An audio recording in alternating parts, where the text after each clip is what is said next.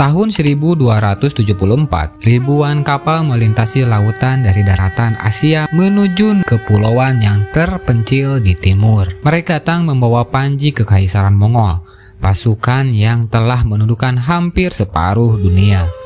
Tapi mereka tidak tahu bahwa di balik kabut dan badai samudra Jepang, takdir mereka akan ditulis dengan tinta darah dan angin dewa. Inilah kisah tentang invasi Mongol ke Jepang, sebuah ekspedisi besar-besaran yang 2 kali mencoba menaklukkan negeri para samurai dan 2 kali pula dikalahkan oleh sesuatu yang tidak terduga.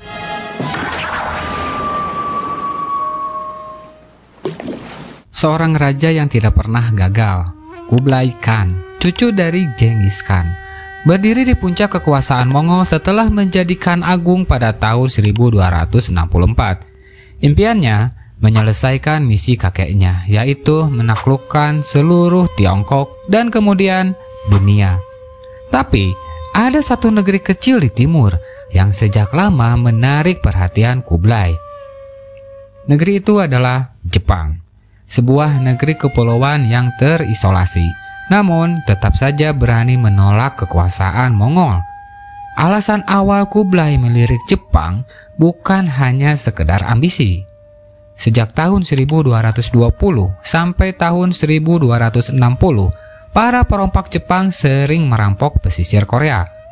Anarki politik dan invasi Mongol telah membuat Korea tidak stabil dan tidak mampu mempertahankan diri.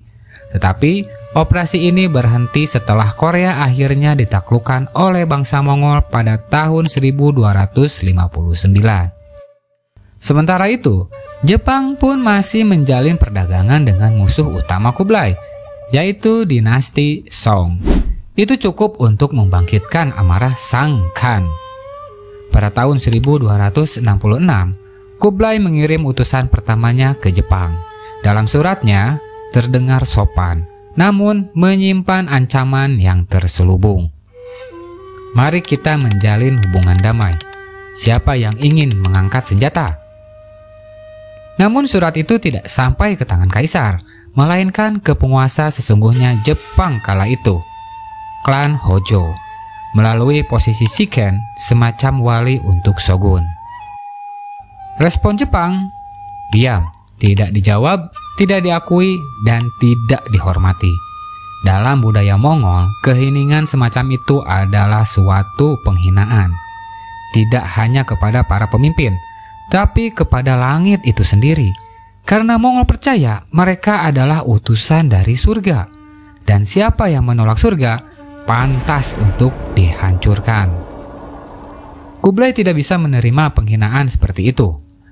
Maka dimulailah persiapan untuk invasi laut pertama yang belum pernah dilakukan oleh bangsa Mongol.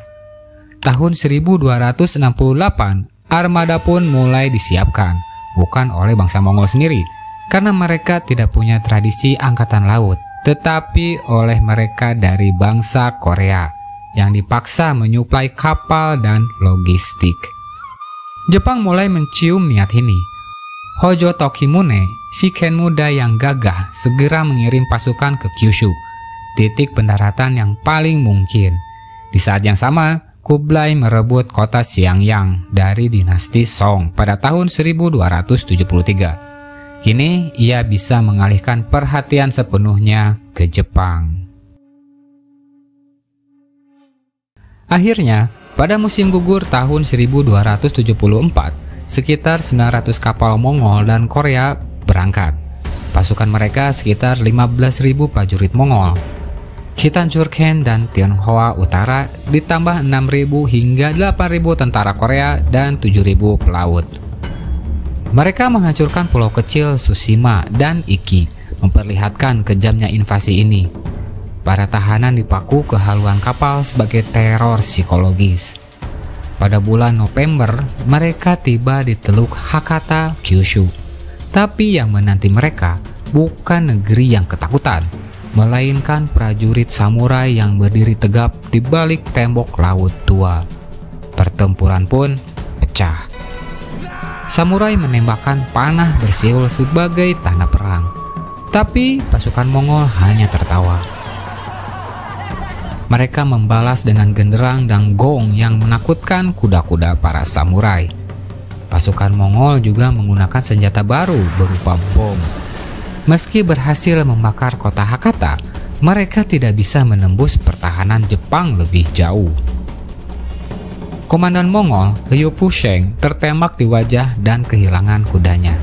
Tanpa pemimpin, tanpa logistik yang cukup, dan menghadapi perlawanan yang sengit yang tidak terduga, armada Yuan pun mulai mundur. Lalu terjadi sesuatu yang hingga kini masih jadi perdebatan. Sumber dari Jepang menyebut adanya kamikaze, yaitu angin ilahi yang mendorong mundur kapal Mongol. Sementara catatan Mongol menyebut badai besar, mungkin topan, yang menghancurkan armada mereka. Apapun penyebabnya, armada Mongol itu hancur. Namun, Kublai Khan tidak menyerah. Pada tahun 1279, dinasti Song akhirnya ditaklukkan. Kini, seluruh Tiongkok berada di tangannya Kublai Khan. Dan kali ini, ia ingin menaklukkan Jepang kembali dengan cara yang lebih besar.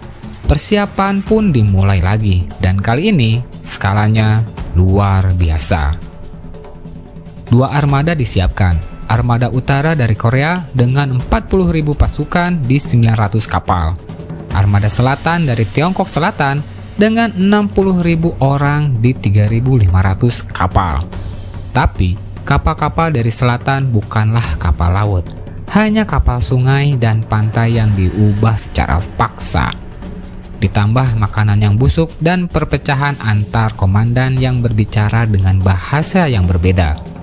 Ini adalah resep sempurna untuk bencana. Armada utara bergerak lebih dulu. Mereka merebut Iki pada Juni 1281 dan tiba di Kyushu 2 minggu kemudian. Tapi pertahanan Jepang jauh lebih kuat. Hojo Tokimune telah membangun sebuah tembok laut sepanjang 20 km. Dan para samurai tentu saja siap untuk bertempur. Tapi strategi Mongol memang sudah gagal sejak awal.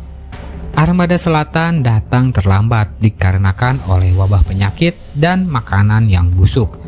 Dan tentara mereka, terutama orang-orang Song yang baru ditaklukkan, tidak punya semangat untuk bertempur. Mereka hanyalah alat, bukan prajurit yang setia. Selama hampir 2 bulan, kedua pihak saling serang tanpa hasil. Armada utara bergerak lebih dulu, dan lagi-lagi disambut oleh benteng laut Jepang yang kini diperpanjang hingga 20 km. Pasukan Jepang dengan semangat Bushido bertahan mati-matian. Setiap malam, mereka meluncur dari perahu kecil, memanjat kapal musuh, dan membantai para pasukan Mongol yang sedang tertidur, membakar kapal dan menciptakan kekacauan. Ketegangan di atas kapal semakin menjadi-jadi dan perbekalan mereka pun semakin menipis. Lalu, pada tanggal 15 Agustus 1281, datanglah kamikaze yang kedua. Topan besar menggulung lautan di lepas pantai Kyushu. Kapal-kapal selatan yang rapuh hancur berantakan. Dalam 2 hari, sepertiga dari armada utara dan lebih dari separuh armada selatan tenggelam. Tentara Mongol yang terdampar langsung diburu dan dibunuh oleh pasukan samurai Jepang. Untuk kedua kalinya, angin dewa menyelamatkan Jepang. Kekalahan ini tidak hanya menodai reputasi Mongol yang selama ini terkenal tidak terkalahkan. Ini juga menghancurkan ekonomi Korea. Korea hampir bangkrut, pajak dinaikkan dan sudah pasti rakyat yang menderita. Dan kekalahan ini pun menguras kekayaan kekaisaran Yuan. Kublai menjadi semakin depresi dan putus asa. Ia kehilangan istri tercintanya, Permaisuri Chabi, pada tahun 1281 dan Kublai Khan juga kehilangan putra mahkotanya yang bernama Jinggim. 5 tahun kemudian, ia menjadi depresi, gemuk, sakit-sakitan, dan mulai kehilangan kendali atas pemerintahannya. Meskipun ia pernah menaklukkan Tiongkok, ia gagal menguasai Jepang selama 2 kali. Kublai bahkan mencoba menyerang Burma, Vietnam, dan juga Jawa. Akan tetapi, semuanya gagal total. Kekaisaran Mongol mulai retak, dan akhirnya pada tahun 1294, Kublai Khan meninggal. Selepas Kublai Khan meninggal, tahta tertinggi digantikan oleh cucunya yang bernama Temur Oljaitu. Pada titik itu, kekuasaan Mongol hanya tinggal nama. Kekaisaran mulai runtuh satu persatu di seluruh Asia. 2 kali Jepang diserbu oleh kekuatan terbesar di dunia, dan 2 kali pula diselamatkan oleh badai. Legenda kamikaze atau angin dewa menjadi simbol kebanggaan dan perlindungan ilahi bangsa Jepang selama berabad-abad. Sebuah kisah nyata tentang keberanian, keajaiban, dan bahkan kekuatan yang paling dahsyat pun bisa dikalahkan oleh alam. Dan Jepang, negeri itu tetap merdeka.